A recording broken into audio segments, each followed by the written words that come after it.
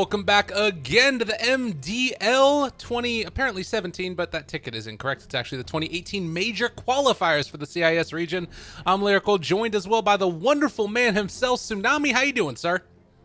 I'm good. I'm waking up, but what better way to wake up to than being knee-deep into a group stage with two teams that have already won their first series? I know, it's exciting stuff. I had the privilege of being up at 4 in the morning this morning to cast, so I'm well ready to go. The thing, though, and the reason why there was a little bit of confusion going into this was because the games go rolling schedule-wise, and so because of that, it's been just one right after the other. We weren't expecting to actually have this game until 11 a.m. casting, but it's 9:30 in the morning, and we're just going, man. It's happening. 10 okay, seconds I can get into it. Of the two series that I would not have expected to go to 3 games, didn't think it would be NaVi versus I'm sorry, what was this team? SMSM. Yeah, but what's the actual team, man? I want you to say it. I am not going to say it because I can't pronounce it. I want you to say it, though. It's Sashamashamufabits or something along those lines. But that's pretty good. Really, it's the Sashlo stack with a couple other folks that were in there. And NaVi ran into some trouble. I think it was mainly just they got outdrafted in one of the games. But Vega Squadron looked quite strong. I see that. Basically picking almost the same lineup in both games against Gambit, opening with Rubik, Viper, Willow. Willow's not banned here, and yet unpicked. Vega's such a big fan. I know, well, they tended to do it in the second phase, and I think that it was in response to the heroes that they saw. To me, Chen feels like it might be a bit too scary possibly to go Willow into. Like, I don't know if that hero deals well with early pressure, and that's what Chen brings in spades. Yeah, that's fair. Evidently, in all 5 of those previous games that you were saying, Chen was first phase banned, but slipping through this time, the meme stack, Slozini memes, whatever, SM squad, they were consistently banning out General Tiny, and Vega Squadron almost let it through, but since they had first pick, they opted to pick the Tiny themselves, and NaVi has responded in kind by picking up this hotly contested Chen, who, as you said, focuses heavily on early pressure, but if you need one support to deal with it, Witch Doctor is great, with the cask being especially useful against Chen's creeps. Absolutely. And I think that also it might be a little bit tough, but if you're able to burst through that Omni Knight at the start of a fight, it could be really strong. I don't know if they're going to be able to do that, but Tiny is at least the beginnings of a hero that might be able to make that type of a play. You mentioned also the opening of Rubik Viper, which Vega Squadron got away with both of the previous games. First phase banned out, it's done, and NaVi are going to be the ones that take the Willow. Okay, so if I recall correctly, NaVi were one of the, I wouldn't say few teams, just one of the various teams to be picking Dark Willow at GSC Indonesia. 10 seconds I think remaining. the recent trend has been maxing out Bramble first, because I know the first few weeks of Willow being in competitive, everyone was always going for Shadow Realm first. And people were really on board with it. They were like, obviously you go Shadow Realm. But I think people were still in that mindset of Willow in a pub environment where you're like, well, it's all up to me, and I have to carry this game, so I've got to deal immense amounts of lane pressure, so why not max out Shadow Realm, get that damage? Now she's entering competitive, and people are like, man, wouldn't it be sweet if we have like a really, really long route that does a fair amount of damage and also proves to be like a pretty solid zoning tool? I think the trade-off is that you need to have some setup. We'll rarely see Willow picked unless you have some initial stun or some initial slow to allow the Bramble Maze to come into effect. And Omni Knight with Dejin Aura kind of provides that. Chen, when you get Mud Golems or Troll Nets, whatever the case, can also provide it. But I want NaVi to pick a one position that also has some sort of lockdown to pair up with this Willow. Yeah, I could dig that. I'm definitely with you there, because it feels like that's something that, I mean, the hero actually does have a lot of control, but in some ways it's like, it does need that initial setup. Like Terrorize, we saw last game, was so amazing against the PL, and you know, it's if you get it in combination with the root, it's you know, basically just like a however long stun it is, 3 seconds, somewhere in that neighborhood. But it's going to be a Treant Protector for Vega Squadron. They got a big bulky guy there to hit some people, rocks and trees just thrown at them. I like it. A hero that we don't see very frequently. One that I haven't known to be a CIS special. If anything, it's a North American special. And I'm not too enthusiastic up against a Chen. So Treant Protectors, 2 claims to fame. There are multiple ways to play Treant Protector. These days we see more of a focus on maxing out the guys and being more of a lane dominator. The alternative and previous interpretation of Treant Protector was he's really solid at helping out your own early aggression. So if your heroes are diving, Living Armor and Leech Seer are very great tools to help them survive. If you're getting pushed in, Living Armor is not that great, especially against a hero like Chen, because he has so many different units that he'll be able to burn through all those Living Armor charges. So I imagine that Vega Squadron are picking this to be a guys-heavy hero, but they haven't shown their one position yet. And going up against an Omni Knight in the offlane, you already have struggles dealing with it. Although, I guess, Lifestealer plus Treant Protector is one of the few combinations that I suppose could maybe intimidate an Omni Knight, but I'm still kind of skeptical. Yeah, it's interesting because, like, actually, I was looking back through the games, and this was a game that Vega Squadron did this exact same opening against Team Spirit, and it was the second game of a best-of-3 in the Starlighter qualifiers, and they 2-0'd him with it. It was picked with a Meteor Hammer. So you went Treant Protector, Tranquil Boots, and then eventually into Meteor Hammer a little bit later on. And you're like an amazing team fighter, even more so than you would normally be, because you've got a root. You could like open with a root and then afterwards go into an overgrowth. Usually you'll have your root back up afterwards, and then you can go Meteor Hammer into it before BKBs come out. Okay. Yeah, and they picked that against the Lifestealer, which is surprising because one of the few... Wait, how many patches ago was this? Well, I don't think Treant Protector still falls victim to the same combination that Naga Siren was, because the thing with Naga Siren Sleep whenever Meteor Hammer got changed was that like the grace period between the song ending and the Meteor Hammer landing was enough that you could now get off like a BKB or a Force Staff or whatever. Right. Now, ever since it's been changed, you're able to get instant cast stuff off. So theoretically, I guess it doesn't really affect Treant Protector, but if it was against the Lifestealer, that's surprising if it was pre-patched, because he could totally rage it off. But yeah, it worked to success. They paired it up, as you were mentioning in this one game, with a Visage that has not been banned, and still seems entirely viable if they want to put it inside this lineup.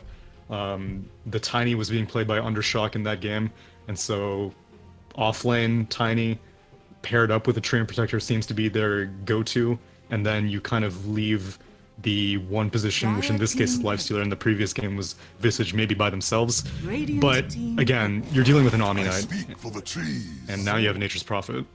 Trees everywhere. Look out. Oh, I guess so. What if the Treants gave the Treant Protector that invis? Like, he could walk by them and it'd be invis. That would be there was one game in a pub that I saw where it was a Nature's Prophet and a Treant, and like they were just constantly bullying the mid lane because Treant Protector would get some trees with Sprout, and so he could walk like super far into the river and still get the root punch, and he ate his way through a tree with a Clone Blade. I'm pretty sure they lost, but it was pretty hilarious. That's amazing.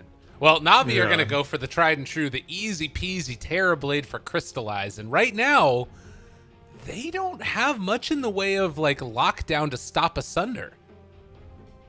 No, unless if you want to go for like Bloodthorn on Nature's Prophet. Nature's Prophet, one of the few heroes that has like a versatile enough build order that you can kind of equip yourself for the game, which I don't really know what kind of game he should be equipping himself for, because, all right, so Terrorblade in this game, he's not going to be able to take too much advantage of the enemies. There aren't any auras that you can really take advantage of unless if Nature's Prophet starts building auras or Treant Protector starts building auras, but no spell auras, no spell passives that make the reflection like very, very strong.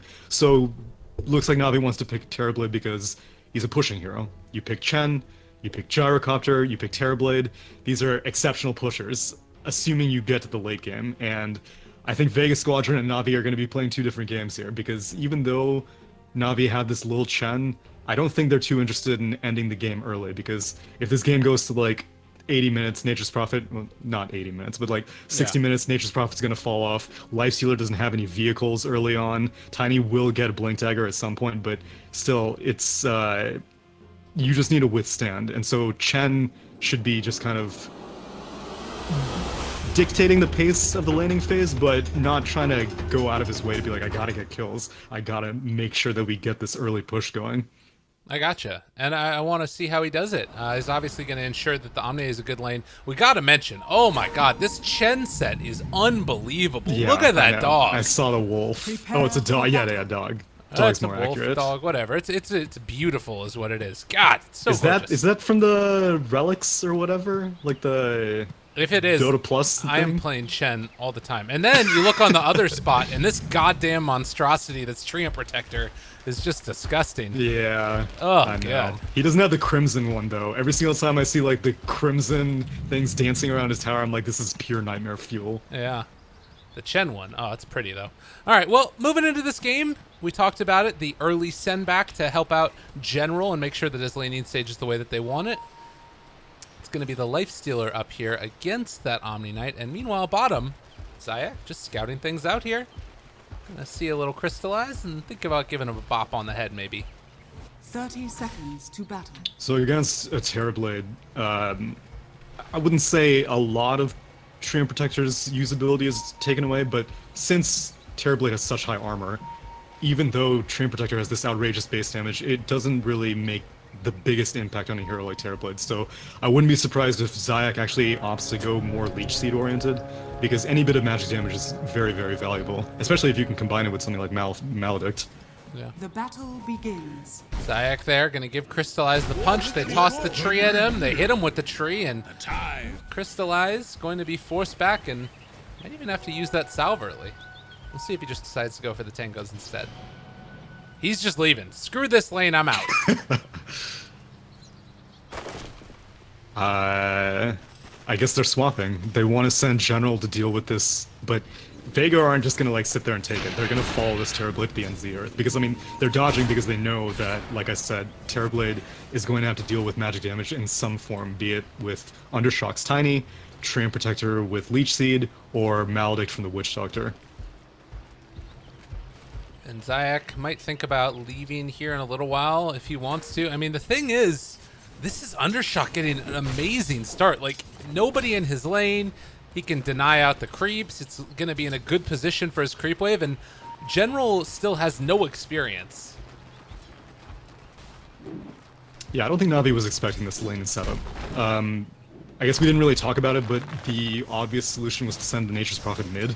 And ideally, Nature's Prophet is the best matchup for the Terrorblade, because since he has such high armor, if you're in a 1v1 situation, then those little treants don't really do that much damage to the Terrorblade. Even, you know, whenever Poor Man's Shield was an item, then it was like a completely null and void lane, but with just a Stout Shield already, Crystallize would be pretty survivable, but he's not going to get it. Nature's Prophet went mid, going up against the Gyrocopter, and it looks like Navi are going to let this Willow and Terrorblade go up against this Witch Doctor and Lifestealer in this top lane. God, and 3 denies in a row. This is feeling mighty rough right now.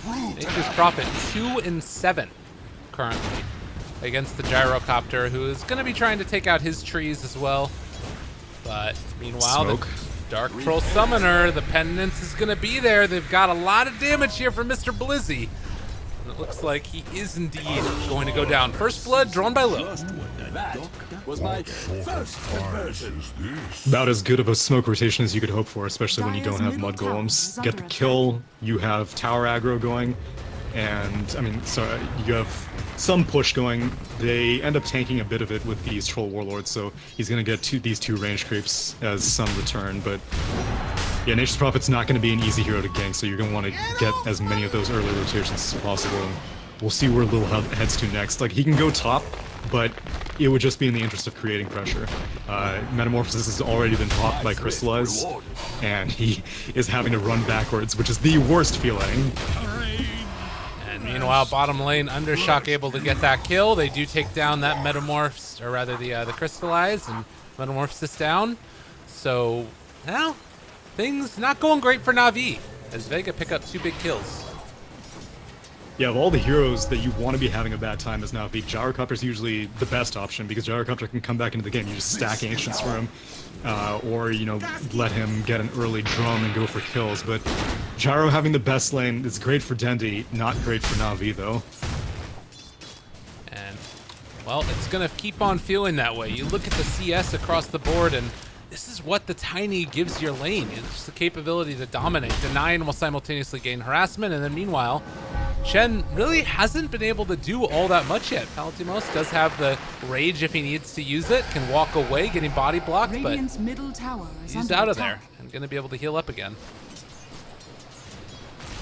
Lil didn't want to make zero use out of the rotation. Like, they were hoping for a kill with that Metamorphosis, but I guess Crystallize went for it a little bit too early, and so Chen was like, alright, well, my tax will be farming the enemy jungle for a little bit. But on the flip side of the lane, Zayak is doing basically the same thing. Has managed to hit level 3, where his lane partner Tiny is level 4, and the offlaner in general is also level 4. So much profit coming out of this. Definitely. Blizzard needs to be careful with all of his treants, obviously. Does not want to give them away to Dendi, as there's going to be some continued pressure here.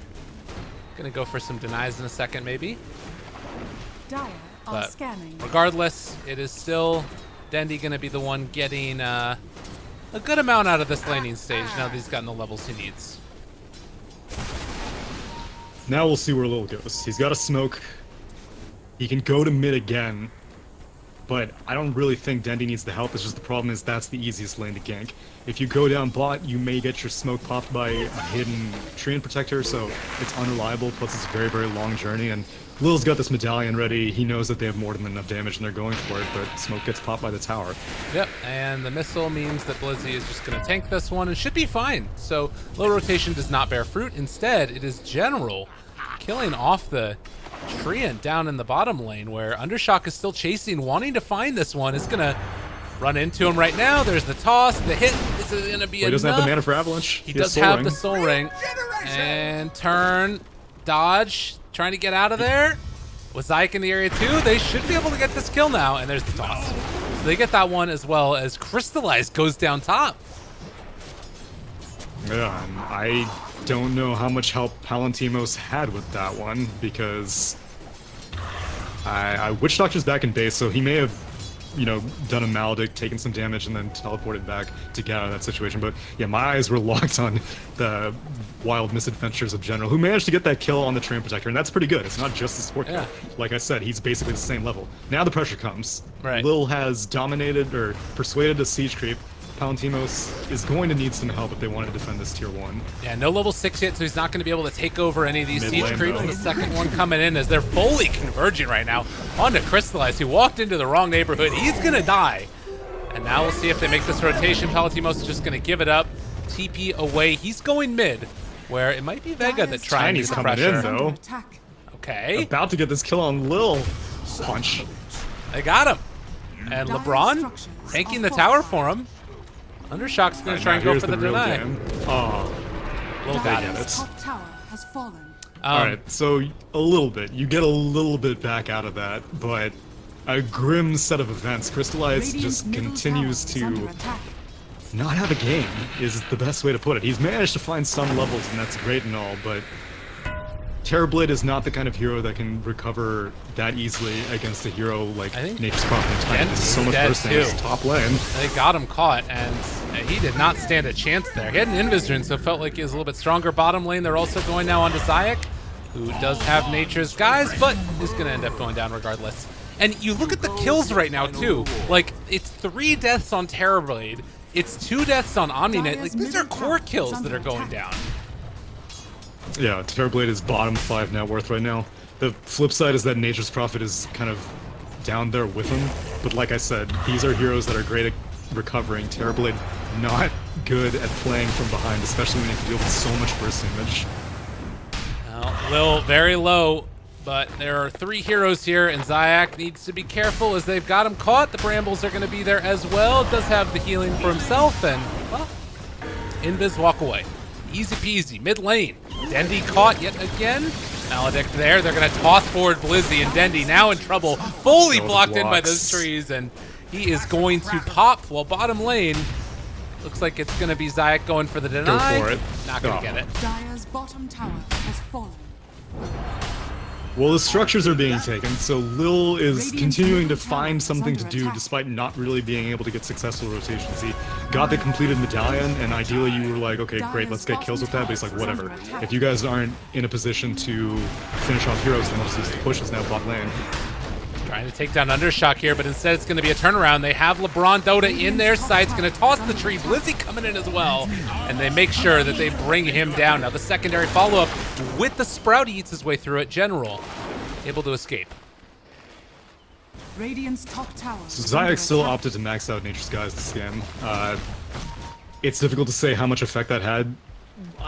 It's difficult against an Omni Knight because, yeah, so Nature's Skies gives you more move speed, but then at the same time, Omni Knight's getting more points in Degen Aura. So you're kind of canceling those two things out. Overall, I think General's probably doing the best on Navi, especially given the fact that he has the highest net worth. Originally it was Dende, but 2 missteps has made him fall down the cliff right now, and it's up to General to probably find some source of farm, assuming he doesn't die here. Yeah. Yeah, he's Like, gonna ideally it would carry. be great for him to get like a Radiant. Yeah, exactly. Like, he needs to carry. But We'll it's see. going to be hard. There's the Maledict as well in general, down to very low HP. This might be the death of him with the Maledict coming in. Purification back up in a couple of seconds. They get the Sprout, and Purification again healing. The Maledict tick isn't going to be enough. They get the kill with the toss. Onto the creep. Didn't even see the Omni there. Play by the Tiny. First tower is now being claimed by Vega, but that's going to start accelerating very quickly. Blizzy should turn on his Bazzi ring, but like with Drum and Bazzi ring, he's going to be able to push extremely quickly because there's so many heroes that need to find farm. Gyrocopter is the best or he should be on Nature's Prophet duty, but he doesn't really have a head start over Nature's Prophet. And so if he is on Nature's Prophet duty, then if he doesn't know where the Tiny is, Tiny might just show up and kill him. Radiant are scanning. Well, and now you see as well Radiant's bottom the tower is level under 6 attack. here for the Treant, and they're walking forward for him. Going to be able to find it. Leech Seed out. Lil is dead. Oh, what a bounce. And if they need to, they can also go for the Overgrowth here as well for any type of Dire's defense that's going to be mounted. structures are fortified. Tiny finishes off the bot Radiant's tower, bottom tower and has already fallen. Vega Squadron, the rest of the heroes are positioned mid. Look at this vision that they've got on the Dire team. Like, see everything that Crystallize is doing. And with all of the mobility that they've got, there's a chance that they could get him. Depending upon where Yeah, this is rotation's another going. advantage of Max guys. Well, he shows himself, but not that anyone on Navi can do anything about it. You get a lot of positional advantage, and seeing as how they've already lost their 2 tier 2 towers in top and bot, as now Cursed Crown coming out on side, they don't have detection, but they're gonna make him walk out of the trees. Oh, it's pretty nice. Good move right there with the Terrorize. And it's going to throw the Overgrowth, end up trying to heal himself. Is he really going to live? Oh, They do God. not have detection. He is walking away. TP, stomp. Stomp? Nope. Oh no, on cooldown. Wow. What a player. That Bot does lane, give them vision, Death though. They Ward. realize that it's down. So they take down General, but now they realize that there's a ward up here as well because the ulti from Nature's Dire's Prophet ended middle up hitting tower them. is under attack. An immediate smoke out from Vega. They're gonna head over to this shrine. I guess that was the blink debut on Undershock's Tiny to get that kill on the Omni Knight, and that information has been shared, but now you don't know where Tiny is. They smoked up, and yet Navi are feeling confident. They're pushing up mid. Yeah, no Overgrowth available, which means it should be an easy tower, relatively speaking, and well, Tiny meanwhile, says the anything about Avatar. Oh my God, Crystallize. Well, they're able to get the Thunder off, though. They take him down. Now trying to turn. Zayak reveals himself with the Bedlam. They're going to start to bring down this tree. Even planted one to try and get within range to find the root, but it doesn't end up mattering as they take down that tree. And now the call down coming from Gyro. It's on to 2 of them. Slayer looking like he's going to die to the Shadow Realm here, although he does pop the stick charges. The missile coming in. Oh, he wants it. Maledict out as well. LeBron Dire's ends up middle falling, tower and well, the Witch Doctor still lives for a moment. Dire's structures But the tier 2 are tower is being assaulted, and Tiny back up shortly. Might TP over to the shrine here, or just in further forward, and the Intim gets stunned as he walks in under shock. A terrible position. Brought down low, but not low enough. If they're still chasing, the Centaur is trying to bring him down as well. That's going to be the Guardian Angel out as well, though General Does look like he might end up falling here as the toss comes out, and Omni hits the deck. What a hero Centaur. Where'd he go? Did he die? I think... Oh, wait. Is he back in base? He's back in base. This Centaur is MVP. So the first Avalanche toss initiation was clean.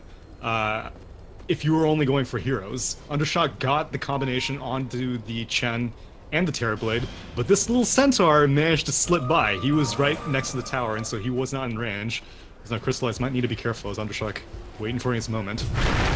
Ava, toss, dead. Punch. Yeah, so the Centaur does not get stunned. Lil promptly micros it back, gets the stun off, and if that Centaur did not get the stomp, then I'm pretty sure that Terribly would have died before the Sunder was able to get off, as now General might be in a bad spot. Spot again, there's the root, and nowhere left to go for poor old General. The man who was having such a good game before is hurting right now. It's a struggle time. I guess that means that Dendy may be having a better time. Yeah. They still have not taken the stack of Ancients. Top tower has fallen. So that has middle already been tower scouted is out by under Train attack. Protector. I don't really know if Vega Squadron are going to be interested in contesting it. They have not placed any wards there, and as you had mentioned, the one ward that they did place on the secondary jungle cliff has been countered out, so we'll see. You have two ways to approach this. Like, you know the Navi are falling behind, and they need to find farm on like 3 separate heroes. Palantimo still kind of needs to complete his Radiance. Oh god. But, yeah. And when the two supports are taking down your core, Dandy. that is just, it's so bad. And again, they keep on doing this thing where they place the tree down so Zayat can get an initiation from a little bit further away. The roots need to be respected. Yeah. Kill on Crystallize. I can't keep up. They keep on dying. Like, all of the cores from Navi are just dead. Like, the whole game. You've died 5 times on Terrorblade, 3 on Gyrocopter, 6 times on Omni Knight. Radiant's bottom tower is under attack. That is not a recipe for success. Radiant structures Maybe are 7? fortified. No, he's gonna get out. Alright, And well, they want to defend bot. General. Indomitable will, but a very dominable person. I think this is a fake back. Palantimos has completed his Radiance now. Oh, but Infest is on cooldown, so I guess they can't really do anything. The call comes to back, but you are feeling mighty good right now for Vega Squadron. This is a very cool draft that they've put together. Still a lot of ways things can go wrong, so I'm not holding my breath quite yet. But Chen will start to lose relevance as the game progresses. Lil is working his way to the Aghanim Scepter, but like, oh, that's pretty clever. Oh, never mind. They already had the ward. But, yeah, and so Dandy's gonna have to work his way back. Effectively, everyone's just buying time for Crystallize, and you have a lot of time that you need to buy, because Tiny is just going to constantly be hunting him. He's already, as we saw, completed the Blink Dagger, and he's very, very close to completing his Shadow Blade. And you don't even need the Lifestealer to pair up with Tiny, with just Nature's Prophet teleport rotations, and he is going for that Orchid into most likely a Bloodthorn. You don't really need very many heroes to constantly bully this Terrorblade, as long as you have good vision on the map, which right now Vega Squadron's kind of lacking, but that's due in part to the fact that there are just tons of sentries all over the place on the side of Navi, making LeBron kind of poor, but whatever. He has to suck it up. He's not going to get this Veil, and that's okay. And Palatimos now is actually going to be trying to take out this Ancient stack, so the Gyrocopter weakened it a little bit by hitting with the Flat Cannon over to the side here, and it looks like the Lifestealer is going to back out now, as the rotation is going to come, and Dendy will clean up the rest of them. And what a damn shame in this top lane. This Radiant Sentry Ward is just barely out of range of this dire Observer, and that's how Lifestealer knew to back out of the Ancients. He saw Gyrocopter making a move towards something. It's like, time to leave, and Gyrocopter's like, dude, how did he know? We had a Sentry Ward everywhere. There were so many sentries on this side of the map, as now Dark Willow couldn't see this one coming. Quick and easy blow up there, and that's the problem. You have this hero that's still susceptible to getting bursted, and the Orchid reveal of Blizzy means that Vega are going to try and push here, and you don't feel good being on the back foot as Chen. Or Willow. Willow has opted for that Shadow Realm max build, and I mean, it's probably better than the Bramble Maze, I guess, because it's not like Willow was able to find very many kills, but now in a high ground defense situation, when you're this far behind, Shadow Realm damage is kind of irrelevant, as now Zyek is TPing out. He's gonna get out. Palantimos is gonna rage TP. He's gonna get out. Nobody dying, everybody living, and it was a big old rotation over to this side. So heads up play right there by Vega as they're going to pressure this tower down bottom. And I mean, NaVi at the very least, they're going to try and get something. They need to make something happen because it has just been a cavalcade of problems for them. 7,000 net worth lead with a bunch of pickoffs, but Roche in their sights. Problem is, Vega Squadron have high ground in their sights. Yeah. And I think they'll realize now that they're taking Roche, but I don't think they care. Lucy's still standing on the low ground. He hasn't popped his drum, so... Oh, God. If they're surprised. TP back, he can go for the overgrowth here. He's thinking about it, walking in. Oh. Might actually just steal away the Roche. He's thinking about it, Zyke. Is he going to be able to take it away? He doesn't. No, he doesn't. But he does manage to at least break the Blink Dagger, or rather. That's okay. He's There's doing the his job. turnaround, and General going to be able to Take the escape for tower. the moment, but he is getting fully body blocked in right there. There's the toss. General going to die. Double kill there. Crystallize shows back up. Metamorphosis is about to wear off, and he gets silenced. He can't get off the Sunder either, which means he's going to come back. No meta, although you do have Undershock trying to get out of there. He's going to escape as well. Palatimos has Infest. Going to get inside a creep. And say, see you later. Even turned off his Radiance first. So Oh, he he's turned gonna off burn his through him. ray. Okay, well played. Well played. And the tier 3 tower still goes down. Well, Lil does not have a Dark Troll Warlord, so he can just Rage TP out of this. He Oh, has- they're sending the creeps back. Oh, Nice. all right. Well, Palatimos now is in Oh, he trouble. doesn't have a TP. He's gonna hit the Mr. Lil though. And Lil, is he gonna die? No. Yes. Oh. Shout out to Aura Grace Periods. Okay, well, they just narrowly ended up taking out that tier 3. So both these decoy heroes were doing a good job. Zayak, even though he didn't steal the Aegis, even though he didn't get the Roche, he still did a good job at stalling out the And now carries. Dendi gonna fall here as they throw the tree at him. They throw everything at him, and General just trying to run as gonna pop that ulti from the Nature's Prophet. Treant just wanting to get out of there. They are going to be able to break it. This feels terrible for NaVi. They're getting steamrolled. Yeah, and they don't even have that Aegis as a barrier anymore. Got claimed far too quickly. And top 3 hero net worths are all owned by Vega Squadron heroes. And I think if you, let's see, let me do some math. 16, 21, 25, 28. Yeah, so all 5 of Navi's heroes put together have less net worth than the top 3 cores of Vega Squadron. Yeah. It ain't great, man. This is a hard game for them right now. And Dark Willow's going to be back here to defend, but they don't have the gyrocopter. They don't have the Omni for another couple of seconds. Best thing you can say is that it is still a while before they can at least move mid because there's a tier 2 tower there. But my God. I'll give you that. It's accurate. This is tough. Oh man. Treant Protector working his way to that Meteor Hammer. How Radiant's close is he bottom to shrine this? is under attack. Oh, he's very close. Yeah, and he's going to have a level 2 ulti as well. Has that tome coming up shortly. Vega Squadron, I'm not going to lie to you. When I was watching some of their games, like, I don't know, maybe about a month ago or something, they looked real bad. It looks like they've cut together something here. This is a very solid little combo they put together. Radiant Yeah. are scanning. Definitely a pace that Navi are not expecting whatsoever. And to be fair, their draft kind of lends itself to being greedy. Like, Terrorblade and Gyrocopter on the same team. Like, yeah, sure, you have Chen, who helps in the early game, but that's just one hero, as Navi proceeds to continue to Orchid this Omni Knight to the Holy Hell. Zayak in a position to pop a smoke. Yep. They also had the Infest gank going on with that, with the teleportation. Always a nice thing to watch. Meteor Hammer picked up for Zayak. They Pop, yes, do pop. pop it. Overgrowth. Time for the old walk away afterwards. Does get that heal, but it's going to go down. I am dangerous. Is my Alright, well, Willow does not have a TP. Dendi does not have a TP. Lil's TP is in his backpack. And Crystallize is the only hero with a TP. I don't think you can race this Vega Squadron.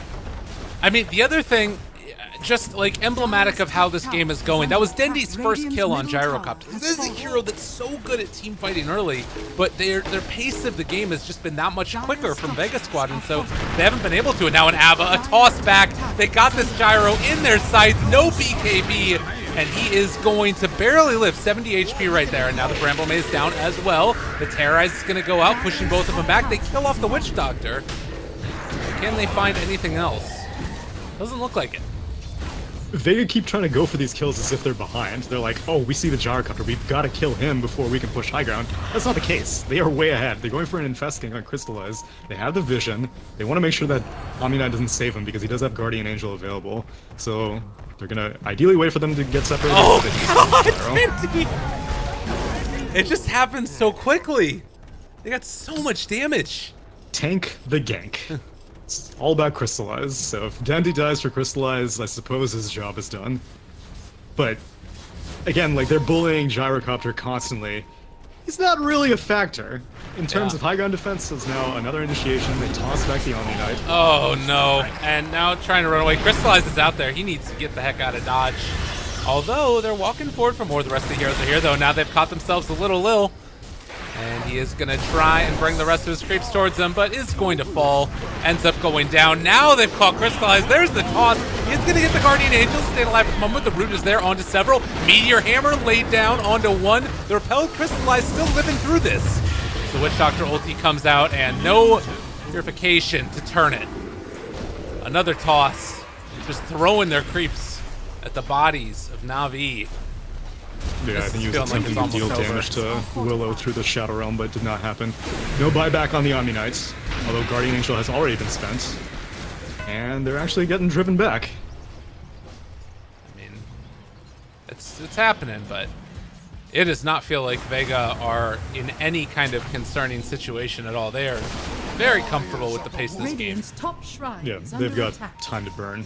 I mean, like, they keep going for these kills, though, which, again, like, I think is wildly unnecessary. I know the whole net worth, die, death, gold, bounty, whatever, he got it all reworked and whatnot, but, I mean, how many kills do you really need? Yeah. Well, and I think the other thing is it's scary because if you do happen to give away kills on these core heroes, which are the ones that are making the ganks happen, you give so much more back over to NaVi. So definitely, they're playing it a little bit safer now, it looks like, as they're going to go back to farm, get that next set of items, and then we'll see where they go from there. So Nature's Prophet is opting for a Nullifier, I guess just preemptive on any BKBs that may be coming out from the Gyrocopter or the Terrorblade. Right now, the Omni-Knight doesn't really have any items, like, whatsoever, so maybe you end up getting, like, the Nullifier if General ever manages to complete, like, a Lotus Orb to take off this Orchid Silence, or a Eul's to take off the Orchid Silence. Whatever the case, a Nullifier is a good safe item. I like it. The Lifestealer has that Solar Crest completed. He has a variety of things he can go for. I think, like, even Abyssal Blade would probably be pretty good against a Gyrocopter and Terrorblade. I'll take that. And, well, Vega just completely dominating the map right now. Like, Radiant cannot leave their base at all. They have a BKB on Gyrocopter here, but with this vision down, like, they see any movements that are going out there towards the north side of the map. Maybe they could get some more vision down here south side. Yeah, like, Radiant actually can leave their base a little bit more than they think they can, but they're respecting it as now Dandy maybe not in the right spot. Yeah, he's rooted. Teleporting. And they got him. Dandy. Well, send back? Oh, okay. send back. They make it work. Oh. Lil will pay for that Vengeance. one. He will pay for that one for sure. It's worth it. God like Blizzy while mid lane. Avatos and the Lifestealer, he's just gone. They buy back on Terrorblade. And now Crystallize does still have Metamorphosis, but the Meteor Hammer on the tower. Tsunami, this is real bad. I'm not gonna lie. Yeah. Say it like it is. Yeah. You're not wrong. It's real bad. 16,000 net worth lead. And it's an early Roche. Yeah. Things are just not going out his way. Well, it's also Vega Squadron, just like, I think playing this game very, very well. And NaVi now need to find an answer. They're going to go for a smoke play. Are they going to be able to break this one? Zayak on the low ground with the ward. Oh, now this is some prime movement from NaVi. I like this. I don't Scan think it's comes quick out. So enough, they got though. both their bases covered. They got the south entrance of the train. They got the north entrance with the scan. Long loop around. Reflection. Terrorize is pretty good, but the Rage is going to be there as well. Able to already get it. Aegis and Cheese on the Life Stealer. Dendy trying to bring down Undershock and is going to be able to kill him off. They have buyback, though. He's coming back into this one as they decide to turn and they'll go on to Dendy. They can go for the root if they want, if they so desire. Yes, Crystallize low and can't get it off. The ulti comes in from Tree, and they end up finding that one. They're Nature's Prophet, not Treant. Well, they're both tree heroes. Yeah, that's fair. Meanwhile, Open Wounds catches onto Dendy. Muted, dead, and gone. GG called. They wiped the floor with them. Radiant's middle tower is falling. Pretty solid.